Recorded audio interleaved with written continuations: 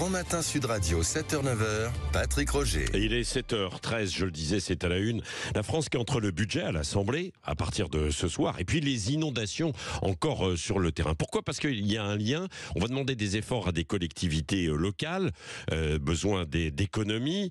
Mais il y a des endroits, comme chez vous, en Ardèche, Olivier Amarane, vous êtes avec nous, président du département de l'Ardèche, où on vous demande de faire des efforts, mais vous voudriez que ce soit pris en compte là dans ce budget, c'est ça ? Bien sûr, on l'a soulevé tout de suite, bien évidemment, avec l'ensemble des élus du territoire, mais pas que depuis, malheureusement, les intempéries. Ça fait 3 semaines qu'on se bat avec tous les départements de France pour dire, en gros, on a un vrai maillage territorial entre les forces de sécurité civile, les pompiers, les forces de l'ordre, les services techniques, bien sûr, avec tous les élus.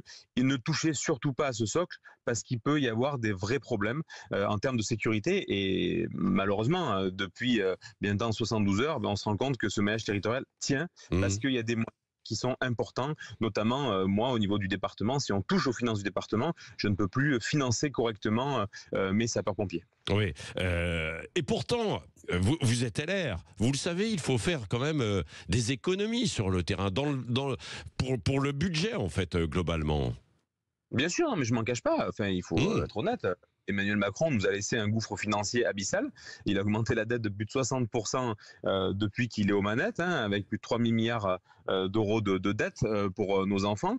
Il faut qu'on participe à l'effort national. Il n'y a aucun souci là-dessus. Je l'ai même dit dans des tribunes. Ce qu'il faut, c'est qu'on puisse avoir en face l'effort que va effectuer l'État, notamment dans les différentes agences. Et à ce compte-là, nous, on contribuera.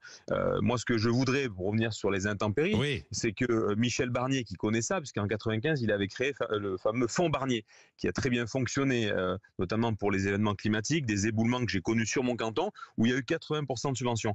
Moi, je demande avec les élus locaux un fonds Barnier 2 pour qu'on puisse, sur les intempéries, notamment ce qui a été vécu en Ardèche, mais pas que, nos voisins de la Haute-Loire aussi ont été beaucoup impactés, qu'il y ait un fonds Barnier qui puisse rassurer tout le monde et qu'on ait la reconnaissance d'état de catastrophe naturelle, pas en 3 mois, mais en 10 jours. Oui, c'est ça. Où en êtes-vous sur le terrain ce matin ? Certaines entreprises ne vont pas pouvoir retravailler, reprendre ?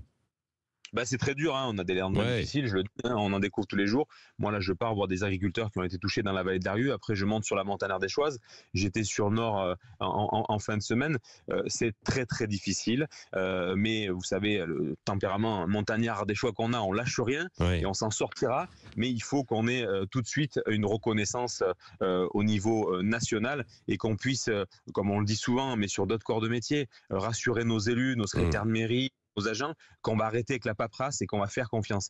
Quand je dis ça, c'est parce que on a connu des intempéries en mars dernier qui étaient beaucoup moins fortes sur le département. Et derrière, moi, j'ai beaucoup de routes départementales qui sont impactées. Et quand je dois refaire ces routes, je dois repasser sous, bien sûr, les griffes codines de l'État, où on me redemande des dossiers de la DREAD, de la DDT. Tout ça, c'est trop lourd. Qu'on fasse confiance à nos élus et qu'on puisse les laisser respirer parce que c'est eux qui développent le territoire. Oui. Et est-ce qu'il n'y a pas des aménagements à faire par la suite ? Parce qu'à chaque fois, quand il y a des intempéries, souvent donc à travers ces inondations, on se dit là, on n'aurait pas dû construire, là on est peut-être allé un peu trop vite, là on n'a pas d'évacuation en fait suffisante. Est-ce que vous en tirez déjà des leçons, même si évidemment on n'est que quelques jours, quelques heures après ce qui s'est passé? Moi, je suis d'accord avec vous, mais on ne peut pas laisser dire que les élus ont fait n'importe quoi.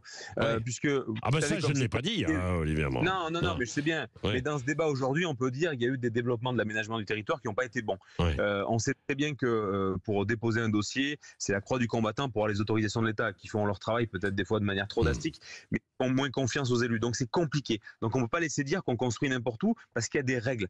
Ce qui est sûr, c'est que ce qui est tombé sur notre département, un peu plus de 700 mm, avec un pic à 789, c'est ce qui tombe sur notre département en 1 an. Donc vous pouvez faire tous les aménagements du monde, ça emporte tout. Peut-être qu'on la revivra pas, cette crue. Mais aujourd'hui, moi, sur un département comme le mien, j'ai que de la voirie.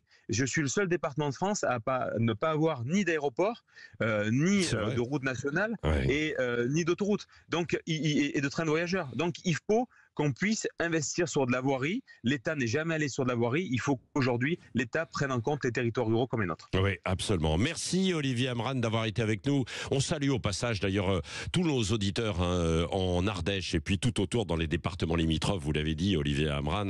On les salue et bon courage parce que c'est vrai que c'est terrible. Il y a aussi les dégâts matériels, mais psychologiques. Quand on a été touché par des inondations et toujours en fait cette crainte et il y a un véritable traumatisme. Merci d'avoir été avec nous ce matin sur Sud Radio.